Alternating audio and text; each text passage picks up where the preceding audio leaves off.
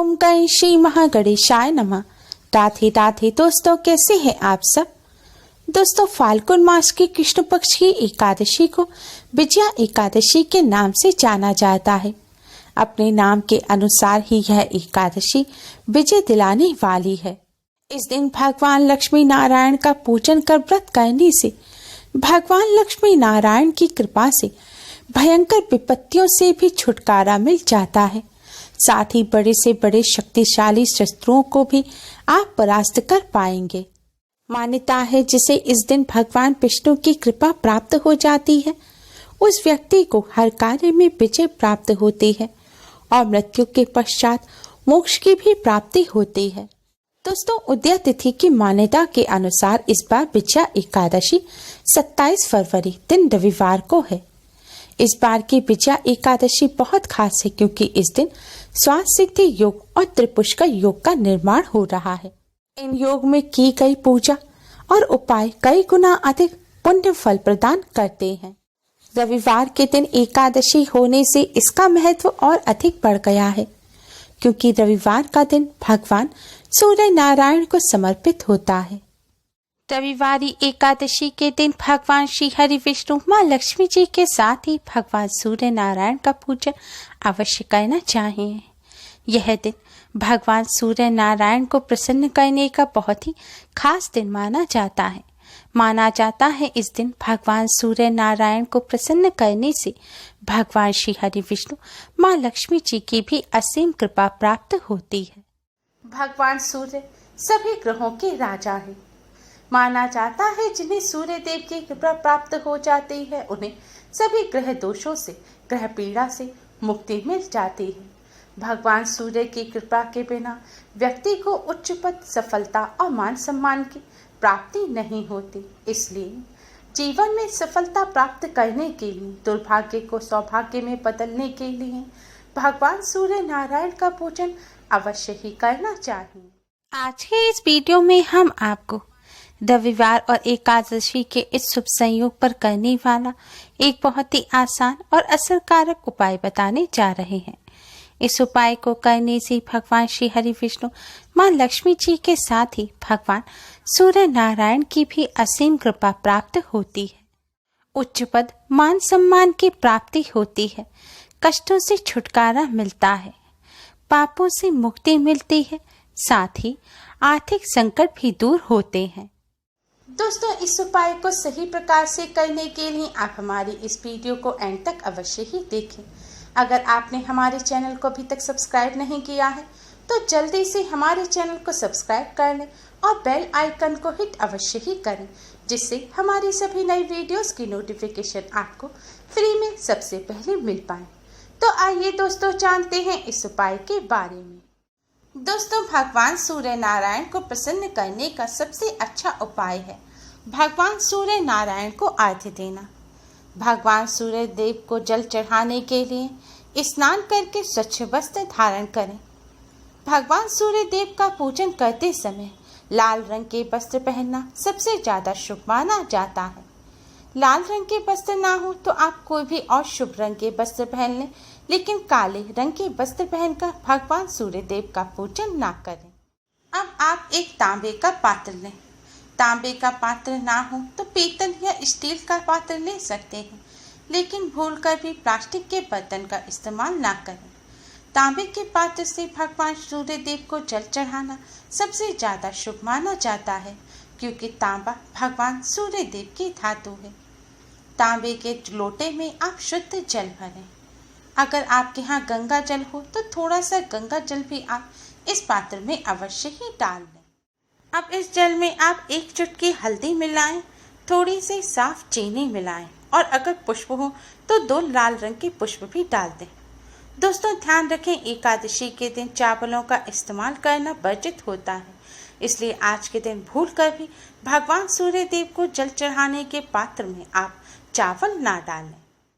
इन सभी वस्तुओं को डालने के बाद दोस्तों, आप भगवान सूर्य देव को प्रसन्न करने की इस सबसे जरूरी वस्तु को जल में अवश्य ही डालें। यह वस्तु है लाल रंग का चंदन। अगर आपके यहाँ लाल रंग का चंदन है तो थोड़ा सा चंदन आप इस जल में मिला दें। अगर चंदन ना हो तो लाल रंग के कुमकुम आप इस जल में अवश्य ही मिलाएं। अब आप जल के लोटे को किसी खुले स्थान पर ले जाएं। आप अपनी छत पर, आंगन में या घर से बाहर किसी खुले स्थान पर जा सकते हैं। खुले स्थान पर जाने के बाद भगवान सूर्य नारायण की तरफ मुख करके खड़े हो जाएं और इस जल के पात्र को अपने दोनों हाथों में उठाकर अपनी सिर से ऊपर उठाएं। अब आप भगवान सूर्य नारायण को जल अर्पित करें। भगवान सूर्य नारायण को जल अर्पित करते समय आप भगवान सूर्य नारायण के इस गायत्री मंत्र का जाप करें। मंत्र इस प्रकार है: ओम भास्कराय विद्महे महातेजाय धीमहि तन्नो सूर्य प्रचोदयात्। ओम भास्कराय विद्महे महातेजाय धीमहि तन्नो सूर्य प्रचोदयात्। दोस्तों, आपको इस मंत्र का एक बार जाप करते हुए भगवान सूर्य देव को जल अर्पित करना है। फिर आप कुछ सेकंड के लिए रुकें। फिर दूसरी बार इस मंत्र का जाप करते हुए आप भगवान सूर्य देव को जल अर्पित करें। फिर आप कुछ सेकंड के लिए रुकें। फिर तीसरी बार में आप इस मंत्र का जाप करते हुए सारा जल आप भगवान सूर्य देव को अर्पित कर दें। दोस्तों, ध्यान रखें, आपको 3 बार में पूरा जल भगवान सूर्य देव को अर्पित करना है।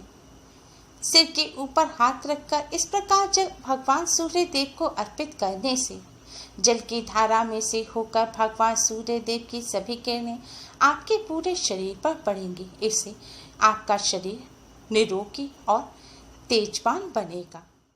आपके शरीर में जो भी विकार होंगे वह भगवान सूर्य नारायण की कृपा से दूर हो जाएंगे। जल चढ़ाने के बाद आप अपने स्थान पर खड़े होकर क्लॉकवाइज घूमते हुए भगवान सूर्य देव की 7 परिक्रमा करें। परिक्रमा करते समय भी मन ही मन भगवान सूर्य देव के इस मंत्र का जाप करते रहें। जल चढ़ाने के बाद आप भगवान सूर्य नारायण को प्रणाम करें। भगवान श्री हरि विष्णु और माँ लक्ष्मी जी को प्रणाम करें। फिर अपने स्थान पर खड़े होकर ही भगवान विष्णु जी के 12 मंत्र ओम नमो भगवते वासुदेवाय का 108 बार जाप करें। दोस्तों, अगर आप वहीं पर खड़े होकर मंत्र का जाप नहीं कर सकते तो आप अपने घर में आकर भी आसन पर बैठकर मंत्र का जाप कर सकते हैं। इस प्रकार भगवान सूर्य देव का पूजन करने से भगवान श्री हरि विष्णु, माँ लक्ष्मी जी और सूर्य देव की कृपा प्राप्त होती है। भगवान जी की कृपा से जीवन और कामकाज में आने वाली बाधाएं दूर होती हैं। साथ ही धन प्राप्ति के योग भी बनते हैं। ग्रह दोष के नकारात्मक प्रभाव कम होते हैं और घर में सुख शांति का वातावरण बनता है। व्यापार और कामकाज में आ रही रुकावटें भी दूर होती हैं। भगवान सूर्य देव को प्रसन्न करने का सबसे अच्छा तरीका है भगवान सूर्य देव को अर्घ्य देना। इसलिए आप सभी इस शुभ अवसर पर भगवान सूर्य नारायण की कृपा प्राप्त करने के लिए इस तरह भगवान सूर्य देव का पूजन अवश्य ही करें। दोस्तों, भगवान सूर्य देव का पूजन करते समय कुछ बातों का विशेष ध्यान रखना चाहिए। सूर्य देव को जल देते समय मुख पूर्व दिशा की ओर होना चाहिए। अगर कभी पूर्व दिशा की ओर सूर्य देव नजर ना आए तब भी पूर्व दिशा की तरफ मुख करके ही सूर्य देव को जल अर्पित करना चाहिए। सूर्य देव को जल अर्पित करते समय कांच, प्लास्टिक, चांदी के बर्तनों का इस्तेमाल नहीं करना चाहिए। हो सके तो सूर्य देव को हमेशा तांबे के पात्र से ही जल अर्पित करें।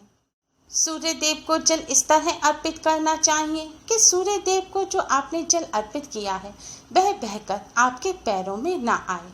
और सूर्य देव को कभी भी जूते चप्पल पहनकर जल अर्पित नहीं करना चाहिए।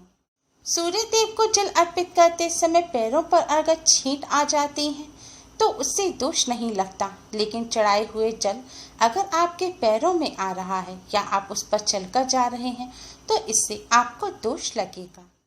सूर्य देव को जल चढ़ाने के लिए अगर आपके घर में कोई खुला हुआ स्थान नहीं है, कोई ऐसा स्थान नहीं है जहां पर आप सूर्य देव को जल अर्पित कर सकें, तो आप एक खाली पात्र रखकर उसमें सूर्य देव को जल अर्पित करें और बाद में उस पात्र के जल को आप किसी पेड़ पौधे के जड़ में डाल दें। सूर्य देव को जल हमेशा बिना कुछ खाए हुए ही चढ़ाना चाहिए। अगर आपको कोई स्वास्थ्य संबंधी समस्या है और आपको सुबह ही कुछ खाना आवश्यक है तो आप खा सकते हैं, लेकिन जो लोग स्वस्थ हैं उन्हें बिना कुछ खाए पिए ही स्नान करने के पश्चात सूर्य देव को जल अर्पित करना चाहिए। और जैसा कि हमने आपको पहले बताया था कि सूर्य देव को जल अर्पित करते समय भूलकर भी काले रंग के वस्त्र नहीं पहनने चाहिए। आप सभी सूर्य देव का पूजन करते समय इन सभी बातों का विशेष ध्यान रखें और इस शुभ अवसर का अवश्य ही लाभ उठाएं। उम्मीद है आपको हमारी ये वीडियो पसंद आई होगी। प्लीज़ लाइक करें, हमारे इस वीडियो को अपने फ्रेंड्स और रिश्तेदारों में ज़्यादा से ज़्यादा शेयर करें जिससे वह भी इसका लाभ उठा सकें। हमारी और भी वीडियोस के लिए हमारे चैनल को सब्सक्राइब करना ना भूलें। Thanks for watching. Radhe Radhe.